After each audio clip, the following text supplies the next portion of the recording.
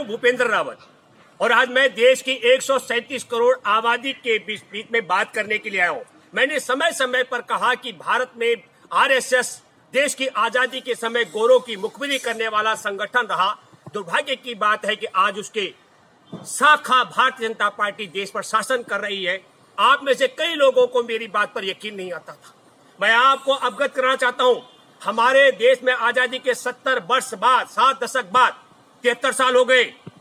गृह मंत्री की कुर्सी पर बैठा शख्स हमारे देश में अंग्रेजों के जमींदारी प्रथा और जो उनकी लगान की व्यवस्था उसके खिलाफ 1895 से और 1900 तक 5 वर्ष तक उल गुलान नामक एक बड़ा आंदोलन करने वाला देश का बड़ा नायक और आदिवासियों का जन नायक वीर बिरसा मुंडा को गृह मंत्री नहीं पहचानता है। वो अभी पश्चिम बंगाल में चुनाव का बिगुल बजाने के लिए गए और चुनाव का बिगुल बजाते समय वहां चतुर्थी गांव है।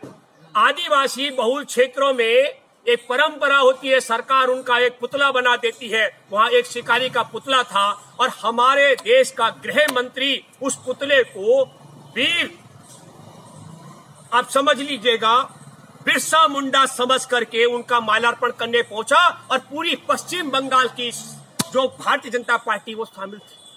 तो अफसोस की बात है कि एक आदिवासियों ने बताया उनको कि भैया ये बिरसा मुंडा नहीं, ये एक ऐसा शिकारी का एक पुतला है। तो पहली बात ये कि यदि भारत के गृह मंत्री की कुर्सी पर बैठा अमित शाह को हमारे देश के नायक और आदिवासियों के जन नायक बिरसा मुंडा का पहचान नहीं है तो यह दुर्भाग्य की बात है। ऐसे शख्स को 1 मिनट भी गृह मंत्री की कुर्सी पर रहने का हक नहीं है। और यदि उस नालायक को यह मालूम है कि बिरसा मुंडा की जो मूर्ति है वो कैसी होती है और जानबूझ करके बिरसा मुंडा का अपमान करने के लिए एक शिकारी की मूर्ति को पहले बिरसा मुंडा की मूर्ति बताना और फिर बिरसा मुंडा की फोटो मंगा करके उस पुतले के पैरों में रखना, ये बिरसा मुंडा का अपमान करने वाले शख्स को 1 मिनट भी गृह मंत्री की कुर्सी पर रहने का हक नहीं है।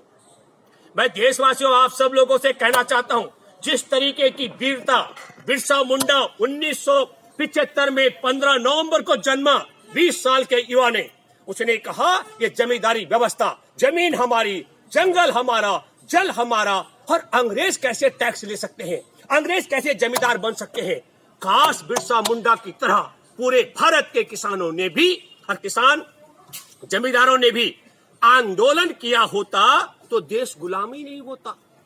लेकिन देश गुलाम करने और देश को गुलाम बनाने और देश की आजादी की जंग में विघ्न डालने वाले संघ परिवार को 70 वर्ष बाद भी हमारे देश के नायक और जन नायकों की न तो पहचान है और पहचान ही नहीं, अपमान भी कर रहे हैं। मैं आपके माध्यम से ये कहना चाहता हूं, हमारा देश किस दशा में पहुंच चुका है हमको सोचना पड़ेगा। अभी आपने देखा अन्वय नायक जिसका 83 लाख रुपए अर्नब गोस्वामी पर है, पूरी भारतीय जनता पार्टी और सरकार एक तरफ अर्नब गोस्वामी के साथ खड़ी है और एक विधवा अर्नब गोस्वामी के खिलाफ अन्वय नायक की पत्नी अपने पति और सास को न्याय दिलाने की लड़ाई लड़ रही है। और दुख और अफसोस की बात है कि संघ परिवार और संघ परिवार की सरकार और संघ परिवार की भाजपा एक बेवा के खिलाफ अर्नब गोस्वामी के साथ खड़ी है। यह घटना आपको मैं बताना चाह रहा हूं, पहली घटना है हमारे देश के नायक और आदिवासियों के जन नायक, अंग्रेजों को छट्टी का दूध याद दिलाने वाले 20 साल के युवा बिरसा मुंडा की पुतले की पहचान, उनकी मूर्ति की पहचान संघ परिवार के गृह मंत्री को नहीं है और अगर है तो जानबूझकर अपमानित किया जा रहा है। मैं दूसरा सवाल कर रहा हूं, यदि सच में अन्वय नायक का 83 लाख रुपए अर्नब गोस्वामी पर बकाया नहीं है तो मोहन भागवत ऐलान करके बताए और गिरफ्तार करे जज जिसने मुकदमा को, जिसने वारंट दिया, गिरफ्तारी का आदेश दिया, उस जज को गिरफ्तार किया जाना चाहिए। जिस थाने में, रायगढ़ थाने में यह मुकदमा दर्ज हुआ, उस थाने के पुलिस को गिरफ्तार किया जाना चाहिए। पर बहुत विचित्र बात है, मैं इसलिए कहना चाहता हूं कि हमारे देश के संविधान की प्रति भी संघ परिवार के राज में संसद के सामने जलाई गई और संघ परिवार के राज में ही हमारे संविधान के मुताबिक जो पीड़ित परिवार है वो विधवा अपने पति और सास को न्याय दिलाने के लिए पूरे संघ परिवार के साथ मुकाबले में है। गृह मंत्री से लेकर रक्षा मंत्री उसके खिलाफ है। भारत के सारे मुख्यमंत्री भाजपा उसके खिलाफ है। ये दूसरी बात मैंने कही। इसका मतलब हुआ हमारे देश की महिलाओं के दुश्मन है, हमारे देश के आदिवासी नायक के दुश्मन है, हमारे देश में अंग्रेजों के खिलाफ युद्ध लड़ने वाले जन नायक और देश की आजादी के नायक बिरसा मुंडा के दुश्मन है। हमारे देश में यही नहीं, मैं आपको तीसरी बात बताना चाहता हूं। अभी आपको मालूम हो हमारा देश में आजादी के 7 दशक बाद पहली बार कोई नालायक मुख्यमंत्री की प्रधानमंत्री की कुर्सी पर बैठा ऐसा शख्स जो दूसरे देशों में जाकर प्रचारक बनता है। प्रचारक, ये प्रचारक बना किसका? भारत में कराया 1.25 करोड़ रुपए 1.25 करोड़ रुपए का नमस्ते ट्रंप का कार्यक्रम और वहां कराया होडी मोदी 1,40,000 का कार्यक्रम, 1,40,000 करोड़ का कार्यक्रम। निर्धन देश है भारत, भारत में पैसा नहीं है, हम गरीब देश के नागरिक हैं। हम अमेरिका का राष्ट्रपति चुनाव कराने के लिए भारत का नालायक प्रधानमंत्री उसका प्रचारक बनता है। 1,40,000 रुपए का खर्च करता है, 1,40,000 करोड़ का खर्चा। और मैं आपको बताना चाहता हूं, प्रधानमंत्री बताए मोदी देश को, अरे नालायक तुम किस मुंह से जाओगे अमेरिका, वहां जो बाइडेन बनने वाला है राष्ट्रपति। तो इन नालायकों के राज में हमारी विदेश नीति भी धत्ता बताई जा रही है, विदेशों में भी हमारी नाक कट रही है, देश का खजाना भी लूटा और देश का मान सम्मान भी लूटा और देश की विदेश नीति भी तार तार हुई। इनके राज में हमारे देश के स्वतंत्रता सेनानियों के साथ में क्या अन्याय नाइंसाफी होती है। ये बिरसा मुंडा को एक शिकारी के पैरों में रख करके उसका फोटो अपमानित कराया गया। और तीसरी महत्वपूर्ण बात कि एक विधवा अपने पति और सास को इंसाफ दिलाने के लिए बाबा साहेब की अध्यक्षता में बने संविधान को हाथ में लेकर के और वो न्याय के लिए लड़ रही है और पूरी संघ परिवार और संघ परिवार की सरकार उस बेवा के खिलाफ खड़ी है। मैं आपके माध्यम से एक बात कहना चाहता हूं, आप सब लोगों से मैं आग्रह करता हूं कि हमारे देश के जन नायक बिरसा मुंडा, उनका जन्मदिन आने वाला है 15 नवंबर को और 10 करोड़ से ज्यादा आबादी है भारत में आदिवासियों की। मैं सब आदिवासियों से आग्रह करता हूं और मेरे जैसे विचारकों से आग्रह करता हूं, 15 नवंबर को ऐतिहासिक तौर पर हमारे देश के जन नायक बिरसा मुंडा का जन्मदिन ऐसे मनाओ कि 1000 पीढ़ी तक देश के साथ गद्दारी करने वाले संघ परिवार के वंशज बिरसा मुंडा की मूर्ति और उसका फोटो और उसको याद करना न भूले।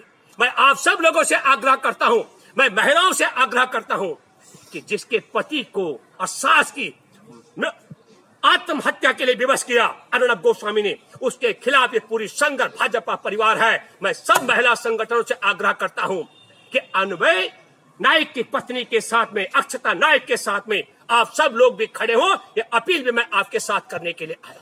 और मैं तीसरी बात कहना चाहता हूं, आप सब लोगों से, भारत के 137 करोड़ की आबादी से पूछिए, भारत के प्रधानमंत्री कुर्सी पर बैठे नालायक से, तुम क्या मुंह लेकर के जाओगे अमेरिका? पहले तो इस आदमी को अमेरिका गुजरात दंगों के कारण जाने के लिए परमिट नहीं मिल रहा था और फिर जब प्रधानमंत्री बन गया तो वहां का राष्ट्रपति का चयन कराने लग गया। हर 1,40,000 करोड़ रुपए हौडी मोदी पर फुकवा दिया और 1.25 करोड़ रुपए नमस्ते ट्रंप पर फुकवा करके देश को कोरोना में झोंक दिया।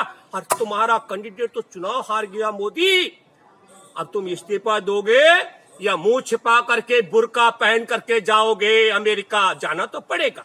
तो ये सवाल भी मैं आप लोगों से करना चाहता हूं कि विदेश नीति की भी स्थिति क्या हो गई है। देश के आंदोलनकारी और क्रांतिकारियों का अपमान भी किया जा रहा है और देश में महिला जो सम्मान की लड़ाई लड़ रही है अपने पति और सास को न्याय दिलाने के लिए, उनके खिलाफ पूरी सरकार खड़ी है। चौथी बात मैं कहना चाहता हूं, हमारे देश में लोकतंत्र की आत्मा है, ना कहने की आजादी। और हमारे देश के अंदर संविधान की आत्मा धर्मनिरपेक्षता की हत्या करके बनाए गए सिटीजन अमेंडमेंट एक्ट के खिलाफ मैं मैदान में रहा हूं। हम लड़े हैं और आज भी लड़ते रहेंगे। और हमारे देश में देश के नागरिकों की नागरिकता पर सवाल खड़ा करने के लिए लाया जा रहा सिटीजन अमेंडमेंट के बाद में एनआरसी, उसका हम विरोध करते थे, करते हैं और करते रहेंगे। अफसोस की बात है, जैनब सिद्दीकी हमारे साथी कार्यकर्ता, हमने भारत में 65 दिन की संविधान सम्मान यात्रा निकाली, उसके साथ थी। उसके घर पर योगी आदित्यनाथ के इशारे पर गुंडे और पुलिस वाले एक साथ गए। नईम सिद्दीकी उसके पिता को पुलिस कहां उठाकर ले गई पता नहीं है। पुरुष पुलिस कर्मियों ने उसकी बहनों के साथ, मां के साथ मारपीट की और नादान भाई को भी पीटा गया। ये अफसोस की बात हो रही है। तो हमारे देश में संसद की चौखट पर संविधान चलाया जाता है और गैर संवैधानिक तरीके से अरे ना कहने की आजादी है।